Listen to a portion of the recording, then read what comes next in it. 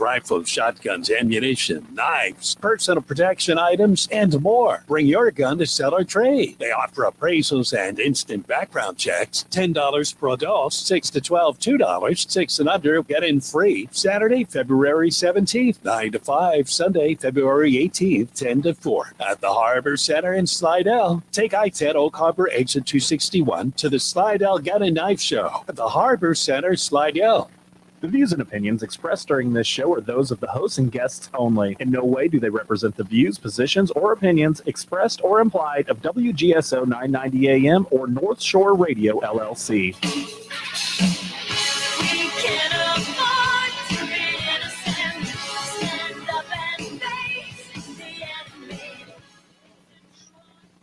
Welcome to the live Jack Clegg show. Different than in the last several days, because Marty Brown had the studio was closed and they've done reruns. But this is a live show, so we're looking forward to hear all the callers calling WGSO 990 AM, and the call-in number is 504-556-9696. There's lots to talk about, and I try to prioritize what some of the more important stories are, and at least the ones that are very important to me. And hopefully the callers will call in and they may ask questions about other issues. Anyhow, what we're going to talk about tonight is an issue that is very, very important to me. Having some training as a lawyer, having practiced law as a lawyer, I'm very, very, very critical when media outlets are involved in a legal issue and they have somebody who's either writing the script for the announcers or the announcers are just explaining it, but they don't have sufficient legal training to get the real point of the story. Or they don't have sufficient legal training to call out someone who is not telling the truth. And so we're going to talk about one issue. Most Americans are now aware of it because it's been in the news for a week now. And it's the special counsel report by Robert Hur. He was appointed special counsel by Attorney General Garland to look into Joe Biden's stealing. And when I say stealing, I mean stealing because it was unauthorized taking of confidential material when he was a senator and when he was the vice president. The retention of that and the disclosure of that confidential. And when I'm saying confidential, I'm using that and classified as synonymous terms. Okay. Under the Presidential Records Act, a president can do that. He has the authority to declassify documents and use them, whatever he wants to do. That's the president's prerogative. But a vice president can't, a senator can't, nobody else can. Okay, Joe Biden took documents while he was a senator. He put them in his house in Virginia. He also put them in the Penn Biden Center. And he didn't find them or report them, but his lawyers did, which I find completely unbelievable, but that's the story. The one thing that we're going to talk about is, and everyone knows that the report came out, and the report said, and I've read it, 388 pages. The report shows that he broke the law. He clearly broke the law. But the report also says that it is unlikely that a jury would convict him for it. Why? Why is he not going to get convicted? Do you follow the story, Ronald? The reason why is because he couldn't remember certain facts. And the report specifically states that the jury would likely find that he's a sympathetic old man with a poor memory, and therefore, whatever he did, he didn't intend to do. Like Jack Clegg. No, like me, my hand goes up. I don't remember anything. Particularly if it's bad. I didn't intend to do anything bad. Selective understanding. That is true. Yeah. Okay, so the report comes out, and it is filled with details about Joe Biden and when he was interviewed by special counsel, he couldn't remember things. Well, that might have helped him avoid being charged criminally, but it didn't help him politically. Because nobody wants a president who can't remember things, who can't communicate.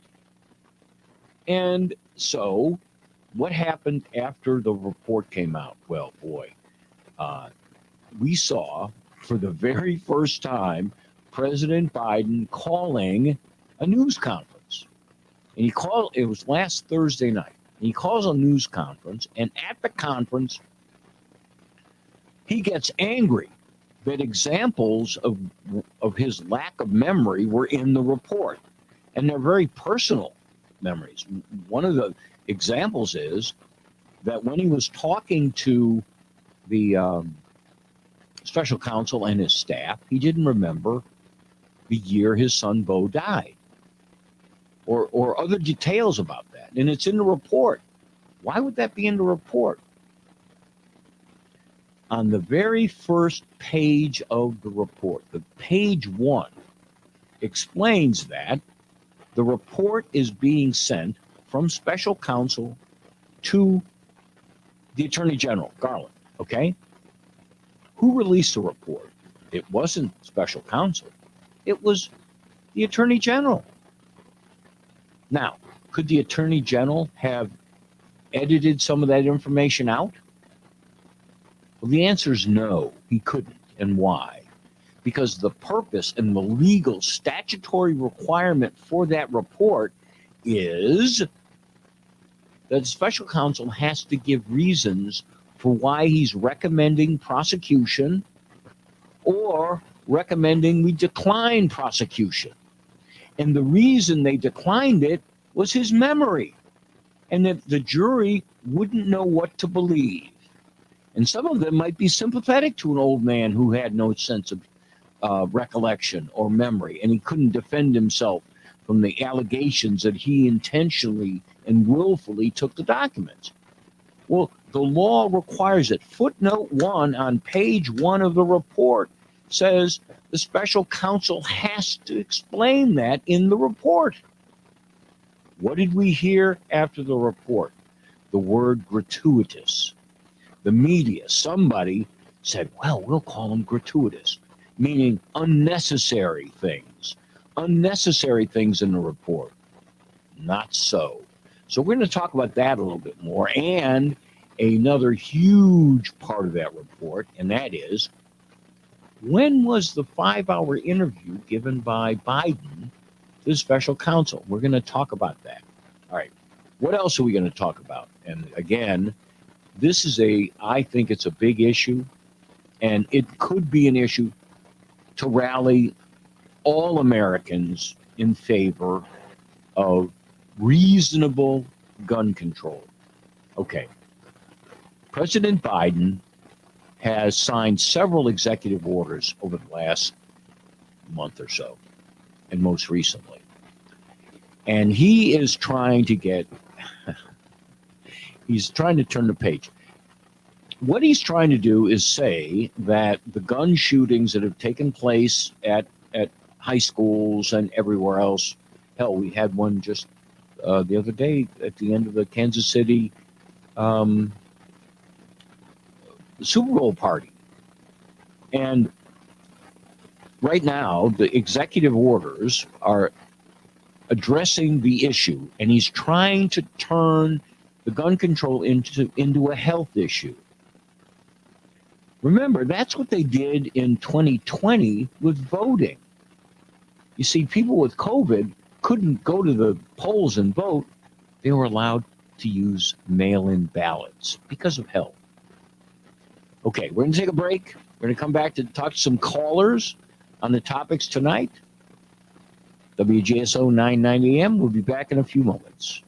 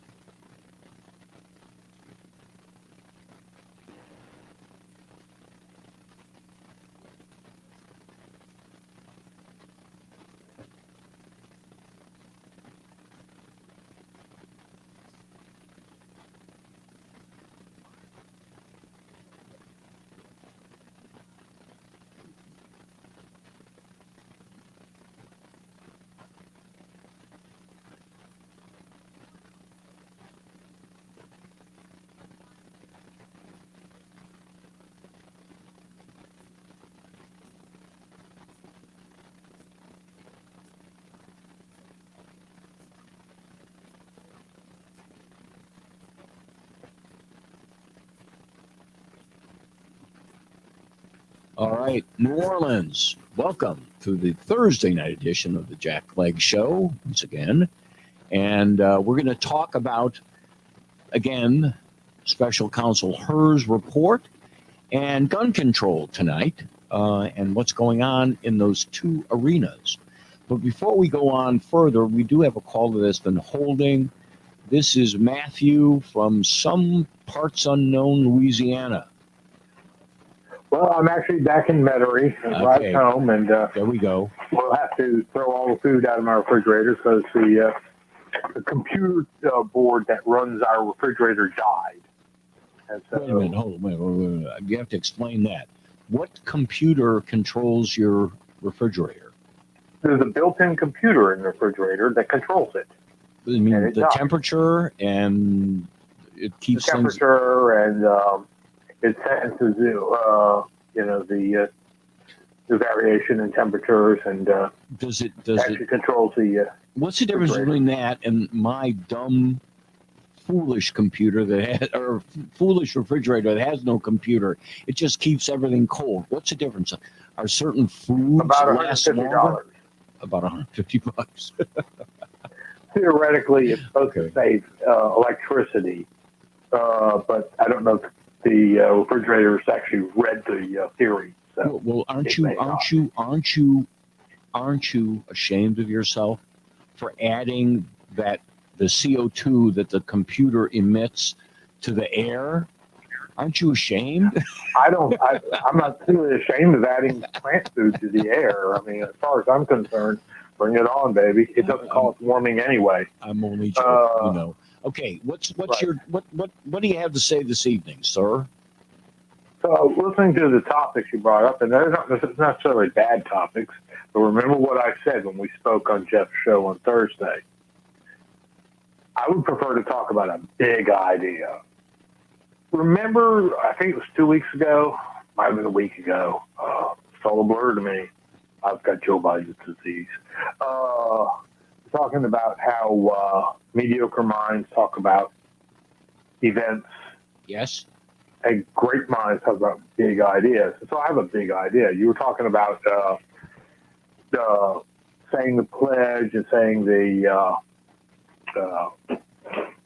prayer in school would bring back.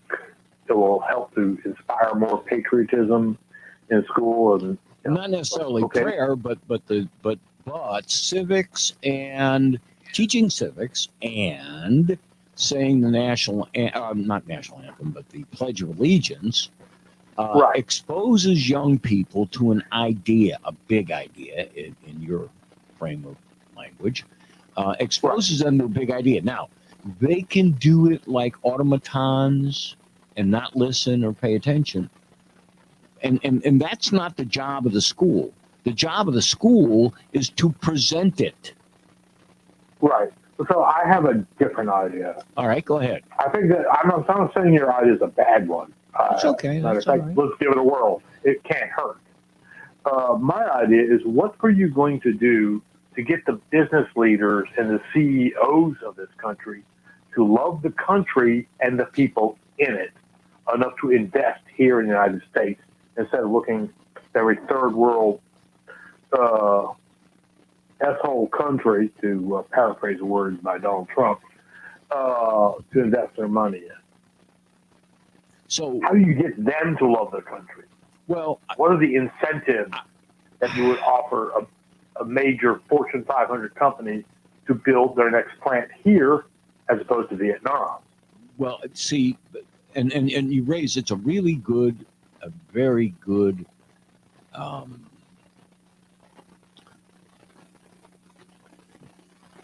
difference. The difference is training.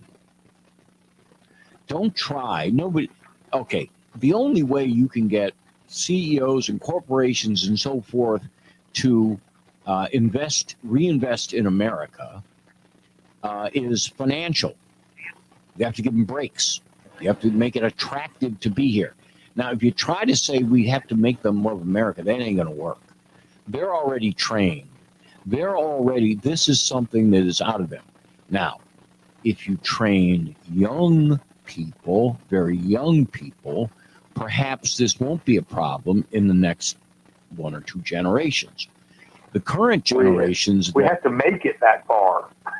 Well, and that's true, but I don't think trying to philosophically get people to change what drives them. What drives them today is profit, okay, and power, and all these things. Having good quarter-to-quarter results. Well, that's profit. Everything is right. All of that drives them today, and it's been what's driven the country since its inception. Okay, it's not necessarily a bad thing either, and it isn't a bad thing. What we have though now, we're having a huge, and this is what if I was going to teach, or at least had CEOs and business leaders, if I had an opportunity to address them, I would talk to them about the evils of globalism. That's a bigger topic.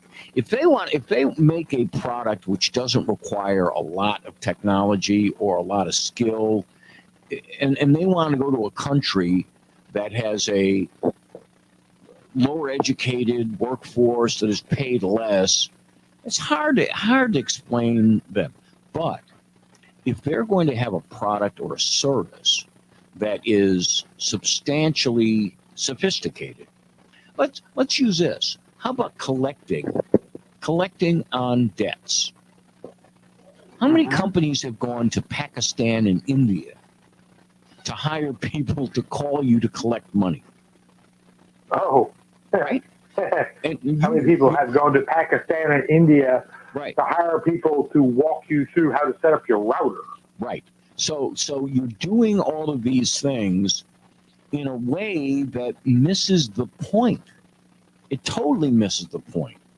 And it doesn't work. People in America laugh at it. It's like, wait a minute, we're not smart enough to do that ourselves? Or are you paying them so much less than Americans that they flock to doing that work? Is that what it is?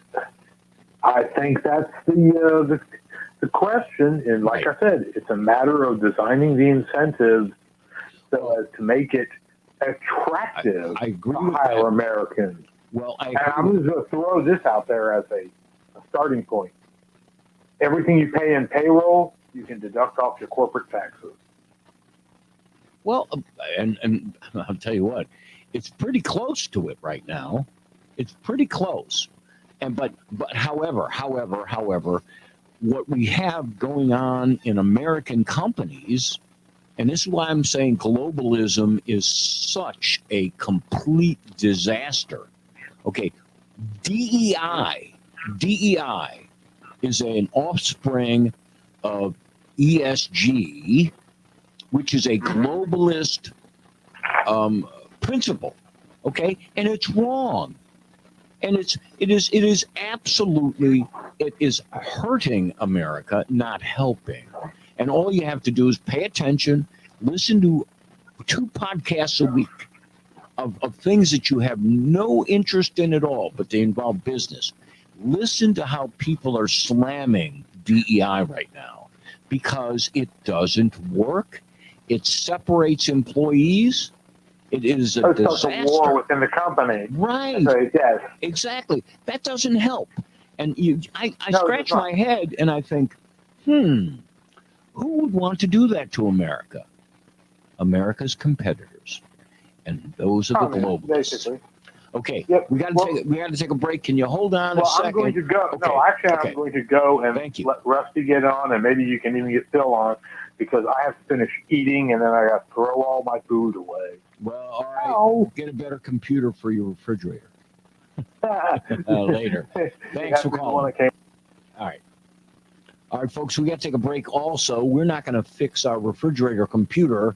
We're going to rest. All right.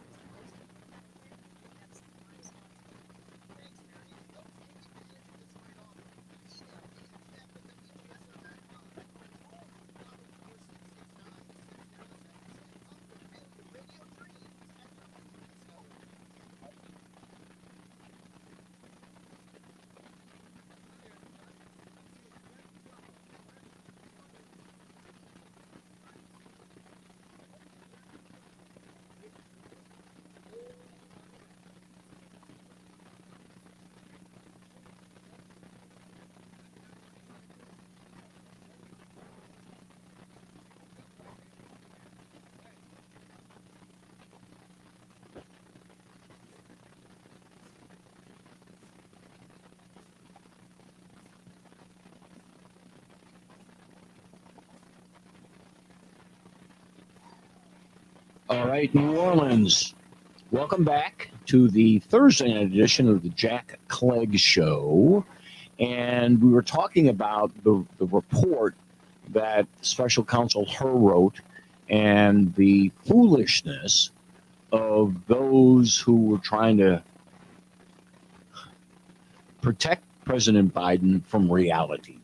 And they called the report, they said that the aspects of the report that talked about his lack of recall and his lost memory, as if we didn't all guess that was happening. Oh, and by the way, both conservative and liberal and people who don't know better, please stop by saying President Biden's age is an issue. It is not his age. It is not his age. Stop doing it. You're lying. You're lying to people. It's not his age at all. Come on. I mean, nobody believes that, but it continues. And I'm thinking, why do these people who make a lot of money on television continually refer to his age? Now, a few people have now turned the corner and they're using words like his cognitive abilities. But there's still so many that talk about his age. And there's we did a poll the other day and we asked potential voters whether his age. It is not his age. Why is it like, do you think if you lie enough and you lie many times and pose a question that's not so, that people are going to somehow believe that's the reason? And do you really think that by referring to his age, you're being polite? No, we all know what we're talking about. And so that's leading to the second section of this report that is not written in the report. You cannot find it in the report. But those of you that follow what's going on will probably appreciate this. The report was written after President Biden sat for 2 days of an interview with the special counsel and his staff. Okay? And so no one's surprised at that. That's fine. But when I tell people when that was, they're shocked, and they should be shocked. And I'm going to talk about the adverse consequences of picking those days. All right. October 7th, we know what happened in Israel. Hamas and terrorists who are part of Hamas went into Israel. And what they did is worse than anybody has ever done. It's worse than Pearl Harbor. At Pearl Harbor, the Japanese military attacked the American military. Okay? Like, that was it. It's worse than 9/11, which killed many citizens, but not nearly as much. They went to places like rock concerts. This is a terrorist went there. They killed people, but most importantly, they kidnapped them. What kind of people do that? What kind of people do that? Now, somebody might say, well, people that are driven to it. No. These people have been saying death to America, death to Israel for years and years and years. They did this. It happened on October 7th. I want to ask all of you in the audience, do you remember the dramatic speech by President Biden the next day? If you do, you were on drugs, because it never happened. His response was largely tepid. Why? Because on the 8th and 9th, he was being interviewed by Special Counsel HURS. Yes, it's true. Okay, now, you're the President of the United States. This just happened to our largest, most loyal ally in the world. And the Special Counsel says, well, can you come in and talk to us? Well, I'd love to today, but boy, I got a lot on my plate. But he didn't do that. He went in. The exercise of poor judgment is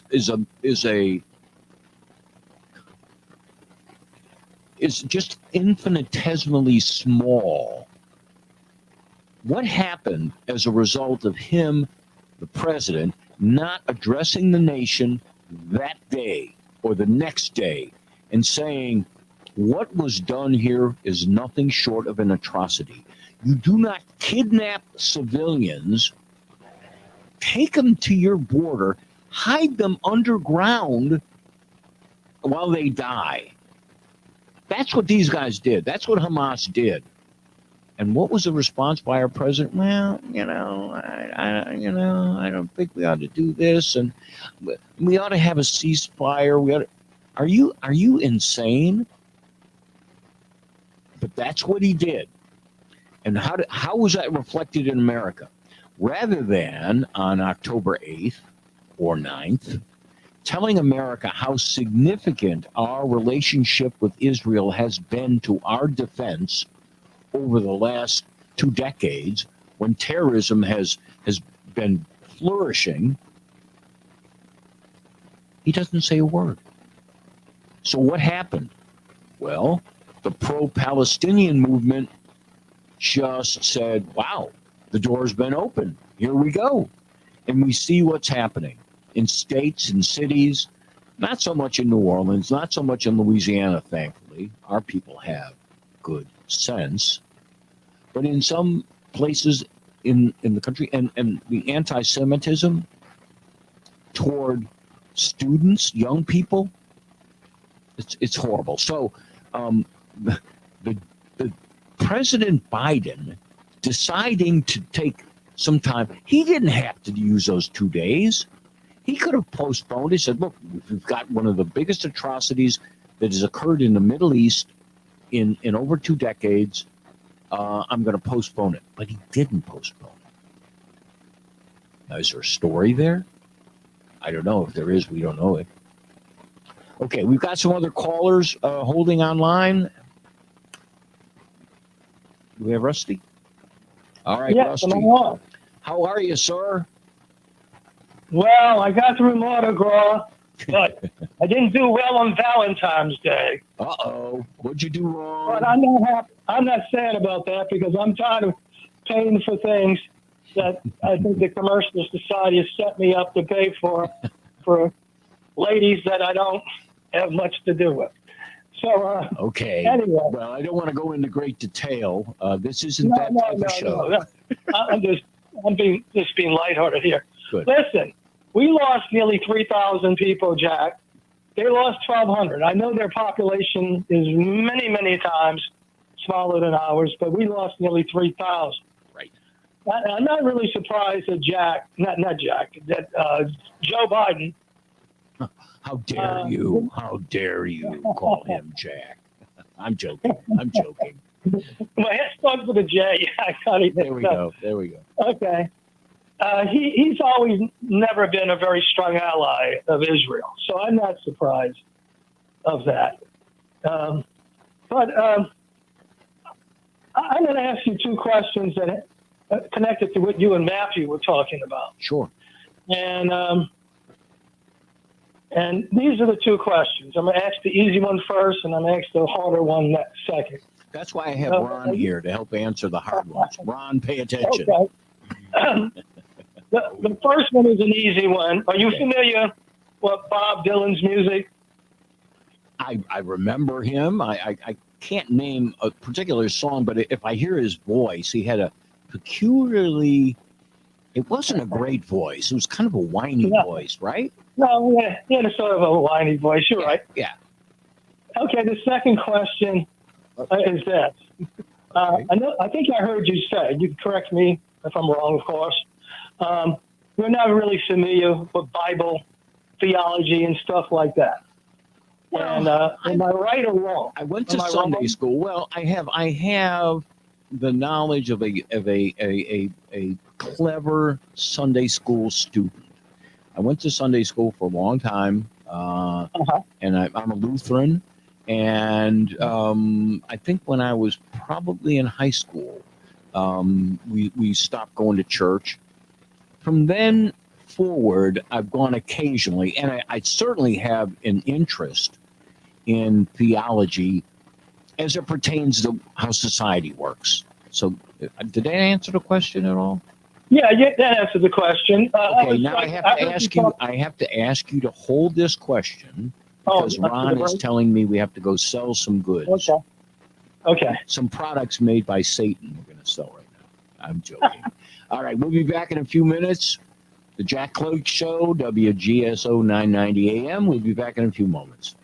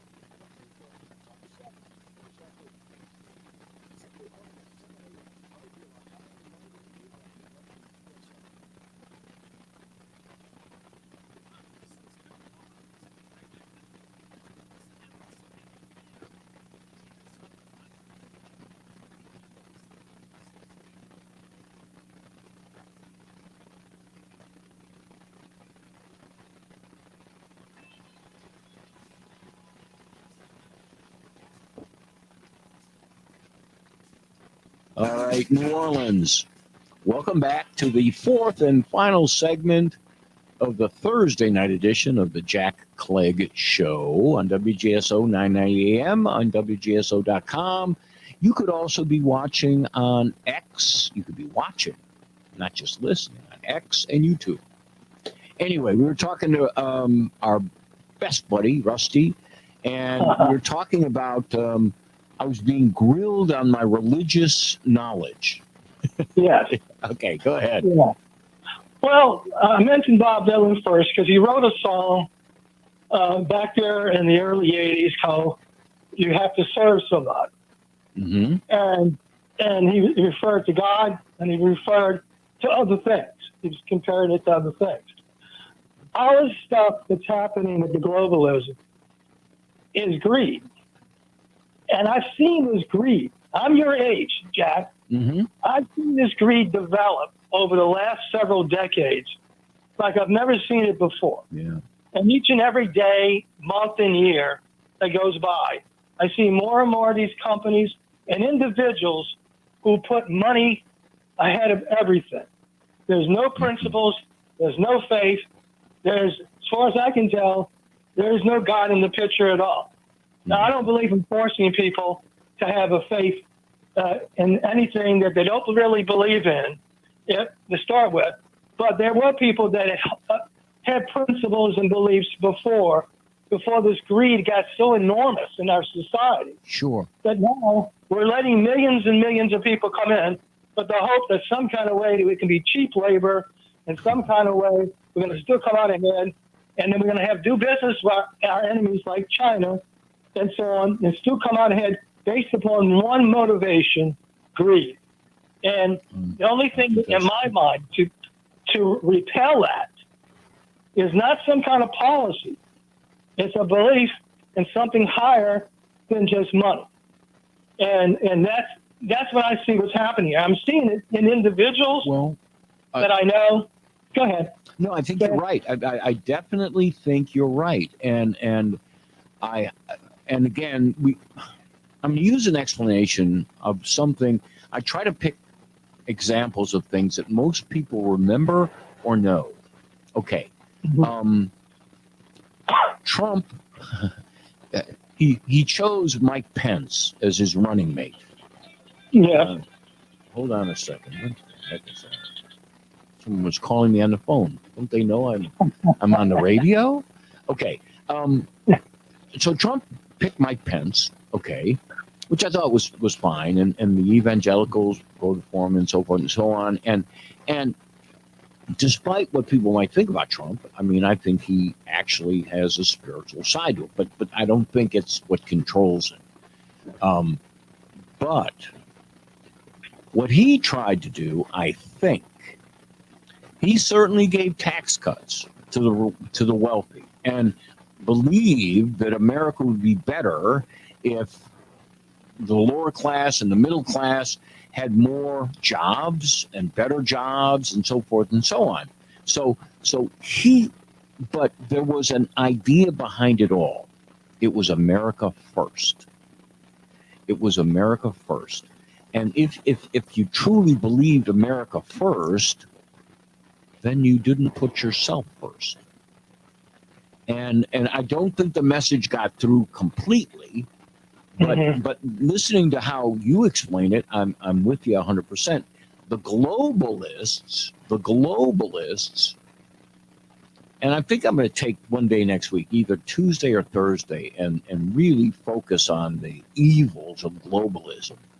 But the globalists, they don't want any national pride. They don't want anyone to have, and national pride in America is going to a baseball game. That's our national pastime.